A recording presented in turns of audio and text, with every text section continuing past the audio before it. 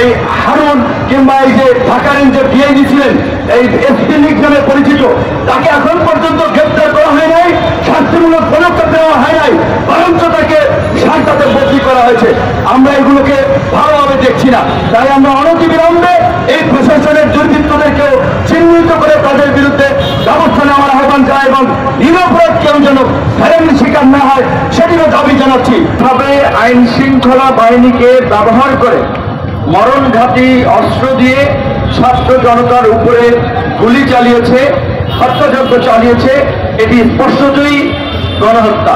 সেই গণহত্যা নিয়ে জাতিসংঘ তদন্ত করছে এবং আমরা এই ঘটনার স্বচ্ছতার জন্য, জবাবদিহিতার জন্য, আন্তর্জাতিক পরিসরে গ্রহণযোগ্যতার জন্য আমরাই সরকারকে বলেছিলাম সরকার যেন জাতিসংঘকে এই ঘটনার তদন্ত করার আহ্বান জানায়। জাতিসংঘ সরকারের ডাকে সায় দিয়েছে, বিভিন্ন অংশীদারের সাথে বসছে এবং প্রত্যেকের কথাগুলো শুনছে। আমরা মনে করি যে জাতিসংঘ একটি নিরপেক্ষ তদন্ত প্রতিবেদন খুব দ্রুতই প্রকাশ করবে। একই সাথে সরকারের পক্ষ থেকেও এই গণহত্যায় পরিচালিত এবং যারা জড়িত সেই বিষয়টা তদন্ত কমিটি থাকতে হবে। আমরা দেখেছি গত 15 বছরে আইন শৃঙ্খলা বাহিনী কর্তৃক যে গুমগুলো হয়েছে, বিচার বহির্ভূত হত্যা হয়েছে, সেগুলোর তদন্তে একটি বিচার বিভাগীয় তদন্ত কমিটি, সেখানে সিভিল সোসাইটি সহ মানবাধিকার সংগঠনের প্রতিনিধিদেরকেও সম্পৃক্ত করা হয়েছে। আমরা ধন্যবাদ জানাই। এই ধরনের প্রক্রিয়া এবং রিফর্মের মধ্য দিয়েই রাষ্ট্র সংস্কারের দিকে বাংলাদেশকে এগিয়ে যেতে হবে। যদি এই রাষ্ট্র সংস্কার কিংবা রাষ্ট্র পুনর্গঠন, আমরা যাই বলি না কেন, রাষ্ট্রের পুনর্গঠন দরকার, সংস্কার দরকার, সেটা যদি না হয় শুধুমাত্র একটা রাজনৈতিক দল ক্ষমতা থেকে পালিয়েছে আর একটা দলের হাতে যদি ক্ষমতা চলে যায়, তাহলে কিন্তু এই যে এই দেশের নিরীহ জনগণ, কৃষক, শ্রমিক, সাধারণ মানুষ বারবার যে স্বপ্ন নিয়ে রাজপথে আসে, রক্ত দেয় গণতান্ত্রিক একটা বাংলাদেশ বিনির্মাণ করার জন্য, একটা মানবিক বাংলাদেশ বিনির্মাণ করার জন্য, সেই স্বপ্ন পূরণ হবে না। তাই আমরা পরিষ্কারভাবেই বলছি, রাষ্ট্র সংস্কারের জন্য, রাষ্ট্রের পুনর্গঠনের জন্য যতদিন সময়ের প্রয়োজন হয় আমরা সেই সময়টা এই সরকারকে দিব। কিন্তু এই সরকার যে ইমানের সহিত কাজ করতেছে, জনগণের আকাঙ্ক্ষাকে ধারণ করে এগিয়ে যাচ্ছে, সেটি তাদের কাজের মধ্যে দিয়ে কিন্তু জনগণের কাছে পরিষ্কার হবে। আমরা বলতে চাই, পৃথিবীর অনেক দেশে নজির আছে যারা গণহত্যা এবং মানবতা বিরোধী অপরাধে জড়িত ছিল, তাদের রাজনৈতিক কর্মকাণ্ডকে নিষিদ্ধ করা হয়েছে।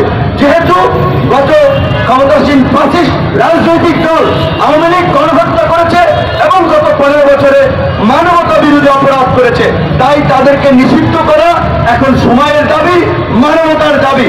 তাই আমরা আওয়ামী লীগকে রাজনৈতিকভাবে নিষিদ্ধের দাবি জানাচ্ছি।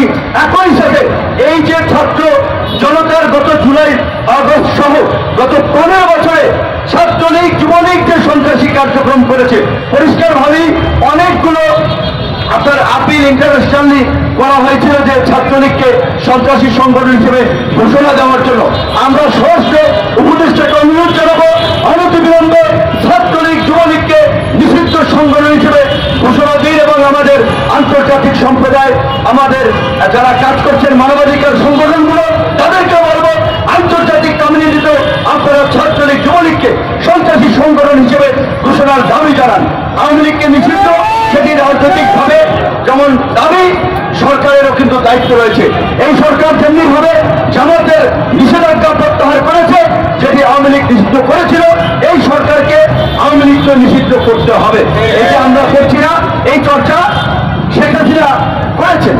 এই যে শেখ হাসিনা এবং তার দোষরদের গণহত্যাকারীদের বিচারের জন্য আন্তর্জাতিক অপরাধ ট্রাইব্যুনাল কিন্তু শেখ হাসিনাই করে গেছেন। কাজী এখন আর নতুন করে আইনের প্রয়োজন নাই। শেখ হাসিনার করা আইনে যদি আপনারা বিচার করেন, দ্রুত সময়ের মধ্যে সেই বিচার সম্পন্ন করা যায়। আমরা আগামী 6 মাসের মধ্যে এই জুলাই আগস্টের গণহত্যার বিচার দাবি করছি বাংলাদেশের আন্তর্জাতিক অপরাধ ট্রাইব্যুনাল, এই ট্রাইব্যুনালের মাধ্যমে। অনতিবিলম্বে ছাত্র জনতার এই আকাঙ্ক্ষাকে প্রাধান্য দিয়ে আইন উপদেষ্টা সেই পদক্ষেপ নেবেন, আমরা সেই প্রত্যাশা করি এবং বাংলাদেশের জনগণের প্রতি আমরা একটা আহ্বান রাখতে চাই। 75-এ শেখ মুজিবুর রহমানের মতো একজন এরকমের বড় নেতা, একজন অবিসংবাদিত পুরুষ, সেই সময় মুক্তিযুদ্ধে আপনার নেতৃত্ব দিয়ে তিনি হয়েছিলেন। তার মৃত্যুর পরে আপনারা লক্ষ্য করেছিলেন থমথমে পরিস্থিতি ছিল, কিন্তু 75-এর পরেও কিন্তু অনেকগুলো পাল্টা কু হয়েছে 75 থেকে 81 সাল পর্যন্ত। কাজী এখন আপনারা ভাবছেন আমরা ছাত্র জনতা ফ্যাসিস্টের পতন ঘটিয়ে নতুন সরকার গঠন করেছি, আমাদের সরকার ক্ষমতায় আছে, এখন আমাদের ঝুঁকি যায় নেই। এখনো কু পাল্টা কু, বিপ্লবের পরে প্রতি বিপ্লবের নানান ধরনের ষড়যন্ত্র করা হচ্ছে। কাজী এই দুর্বৃত্তদের বিরুদ্ধে আমাদেরকে সজাগ দৃষ্টি রাখতে হবে। এদের কাছে যে লক্ষ লক্ষ কোটি অবৈধ টাকা রয়েছে, এই টাকা তারা দেশ অস্থিতিশীল করার কাজে ব্যবহার করছে। অনতিবিলম্বে আমরা বাংলাদেশ ব্যাংকের গভর্নরের কাছে অনুরোধ জানাবো, এই সরকারের বিনা ভোটের এমপি মন্ত্রী এবং এই আজিজ বেনজিরদের মতো চরিত্রহীন দুর্বৃত্ত আমাদের অ্যাকাউন্ট ফ্রিজ করা এবং অনতিবিলম্বে দুর্নীতি দমন কমিশনের পুনর্গঠন করে দুদককে শক্তিশালী করে এই কালো টাকা উদ্ধারের জন্য অভিযান চালানো। আওয়ামী লীগের এমপি মন্ত্রীদেরকে গ্রেপ্তার করে রিমান্ডে নেবে, হাজার হাজার কোটি টাকা পাওয়া যাবে।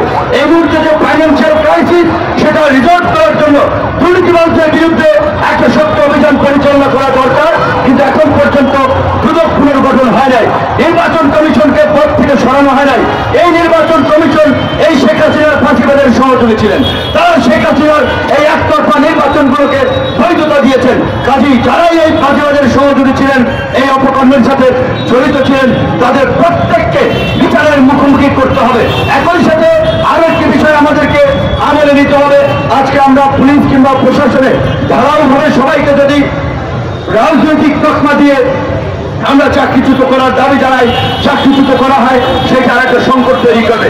কাজে আমি মনে করি ছোট অপরাধের জন্য ক্ষমা করা যেতে পারে, বড় অপরাধ যারা করেছে একেবারে দলবাজি, দুর্নীতি, দুর্বৃত্ত করা, যেমন এই বেনজির, এই হারুন কিংবা এই যে ঢাকা রেঞ্জের ডিআইজি ছিলেন, এই এসপি লীগ নামে পরিচিত, তাকে এখন পর্যন্ত গ্রেপ্তার করা হয় নাই, শাস্তিমূলক পদক্ষেপ নেওয়া হয় নাই, বরঞ্চ তাকে শান্তাতে বদলি করা হয়েছে। আমরা এগুলোকে ভালোভাবে দেখছি না। তাই আমরা অনতিবিলম্বে এই প্রশাসনের দুর্বৃত্তদেরকেও চিহ্নিত করে তাদের বিরুদ্ধে ব্যবস্থা নেওয়ার আহ্বান জানাই এবং নিরপরাধ কেউ যেন ফেরেনের শিকার না হয় সেটিরও দাবি জানাচ্ছি। আরো একটি কথা আমাদেরকে বলতে হবে, আমাদের এই চলমান পরিস্থিতিতে আমরা দেখতে পাচ্ছি অনেক শিক্ষা প্রতিষ্ঠান, বিভিন্ন প্রতিষ্ঠান প্রধানদেরকে জোর করে পদত্যাগ করাচ্ছে। কারা পদত্যাগ করাচ্ছে আমরা জানি না। বৈষম্য বিরোধী ছাত্র একটা ব্যানার খুলে কয়েকজন গিয়ে কিংবা এই ছাত্র জনতার আন্দোলন দিয়েছে, এই সমস্ত পরিচয় অনেক জায়গা থেকে চাঁদাবাজি করছে, ঝিল্লি করা হচ্ছে। পরিষ্কারভাবে এই যে বৈষম্য বিরোধী ছাত্র আন্দোলন, এই আন্দোলন বৈষম্য বিরোধী প্ল্যাটফর্ম হয়েছে, সমস্ত দলমত নির্বিশেষে ছাত্র জনতা আপনার সমর্থন করেছে। এখন সবাই রাজনৈতিক দল সংগঠন যার যার সংগঠনে ফিরে গেছে, যার যার সংগঠন থেকে রাষ্ট্র বিনির্মাণের কাজ করছে। কাজে আমি মনে করি এখন বৈষম্য বিরোধী আন্দোলনের ব্যানার থেকে এই ধরনের কোনো কর্মকাণ্ড পরিচালনা করা হলে সেটা জনমনে একটা আতঙ্ক তৈরি করবে।